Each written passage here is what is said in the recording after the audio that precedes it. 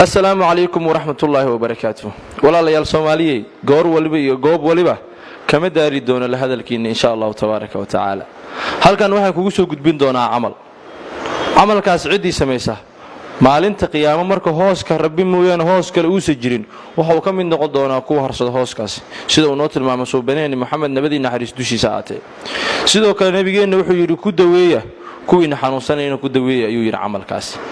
ilaahi tabaaraka wa tacaala markuu uu tilmaamay muuminiinta iyo kuwa jannada ilaahi subhanahu wa tacaala doonayna waxa uu ku sifeeyay kuwa amalkaasi wax ka sameeya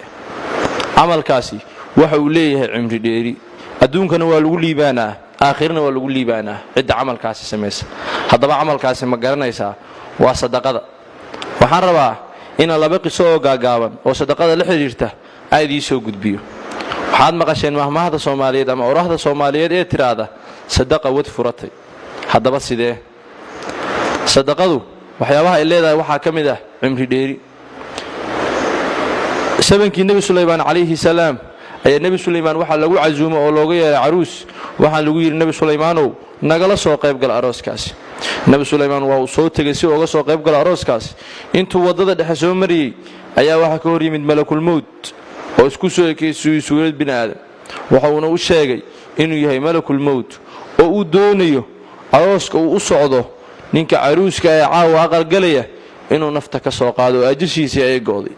النبي سليمان أرنتي بكم رجودي وحونا نيدي سويدي محاد كتجيسا عروس كان مروجة اسكو بدلية وهو اسكالله بتو جورجي سايو كنا عبد النبي سليمان عليه السلام انت هسكدب صبح أيو دونه إنه عدي كور دونه بالحالة تعسيدي يجري ذي الشيء النبي سليمان مركو قابته يجورجي يمد وحال بابك كفر ويلك أبيس سوى ناكسنا فرحسن أيو أسلام أسود دوي وحو أركين يقولي واحد عسام واحد جيري وسكت النبي سليمان نيدي سايو ويدي صوتي بلكل الموت شذي كويري عوايا نفتك سوق هذا يا عروسك نوانول يا عد وافرح صنطة وعد أروس السدي وحجران أنت اسمركوا سؤالي أيام مركب وحى أصوب بحي ملك الموت وحوني النبي سليمان وحى الله يا بنتهاي شالي ويها عن كل شيء وعن رموبين مانتي ها أيو النبي سليمان وحى كويري عروسك أبيس أيا إسلام مساكينه oo kaalmo weydiisatay siiyay sadaqo isla markaasna waa u duceysay waxay tiri ilaahow caruuskii caruusadaba cimrigooda dheeree ilaahay tabaaraka wa tacaala tii ayuu u aqbalay oo cimrigooda waa la dheereeyay sidii ayaana ajashi loogu dibdhigay ajiib halkaas waxaad ka arkaysaa sadaqo inay wad furato ama sadaqadu cimri dheeri inay leedahay sidoo kale nabigeena naxariisii nabadgelyo dushiisa aatay wuxuu yiri daawu mardaakum bisadaqa kuwiina xanuunsanay sadaqada ku dawooye قصدني waxay ka dhacday dalka Sacuudi Arabiya maama ayaa xanuunsanaysay labadeeda kiliyoodna waxay ahaayeen kuwa aan shaqeyneen maalin kasta waa la meeri jiray labada kiliyood markii dambe ayay dooneen qoyskeedii inay kili u iibiyaan oo qof kale uga iibiyaan si ay ugu noolaato cid faqara gabadhooda ayaa codsaday inay ka iibsadaan kilida waxayna sheegeen inay sii doonaan lacag 300,000 oo riyaal ah sidii ayaa gabadhii lagu soo kaxeeyay subaxii markay eedin operation kala galo oo kaliyaha loo kala bedelo gabadhan iyo islaanta xanuunsanaysay ayay ooysay gabadhii habeenkii maamadii ayaa weydiisay maxaad la ooynaysaa gabar yahay waxa ay ku tiri waxaan la ooynayaa baahida cidayda haysa oo sababtay inay kalideeda iibsadaan hooyadii ayaa calool xumooto ka qiirootay isla markaasna waxay u yeertay wiilkeedii oo waxay ku tiri wiilkaygiiyo ii keen lacagtii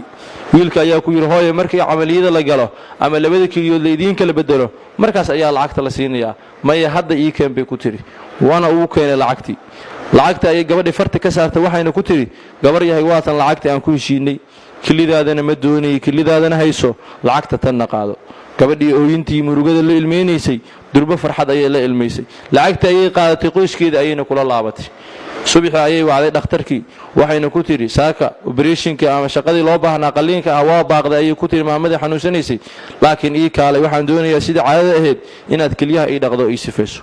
dhakhtarkii markuu yimid gurigii waxa uu la kulmay arrin cajiib ah markii uu baaray islaantii waxa uu arkay labadeeda kiliyood bay inay shaqeynayaan inay yihiin sidii markii horeete loogu talagalay inay u shaqeynayaan cajiib kolkii uu weydiiyeyna waxay u sheegtay inaysan wax dawaa ama wax umuur oo kale aysan sameeynin ilaa qaliinka ay u joojisay ciddii ay la gashay heshiiska ah inay keliyaha kala beddeshaan inay lacagta ku sadaqaysatay iskagana tanaasushay kelidii ay kala bixaysay. haddaba walaalayaal halkaas waxaad ka arkaysaan sadaqadu inay leedahay umuuro cajiib ah oo dhan walba ah, aakhirana intaas in ka sii badan uu ka faa'iidayay saaxiibkeeda wax sadaqaystaa. haddaba walaalayaal ku dadaala sadaqada, ayada ayaa adduun iyo aakhiraba idin fura doontee. siina faafi muuqaalkan, waadna ku mahadsan tahay daawashadaada.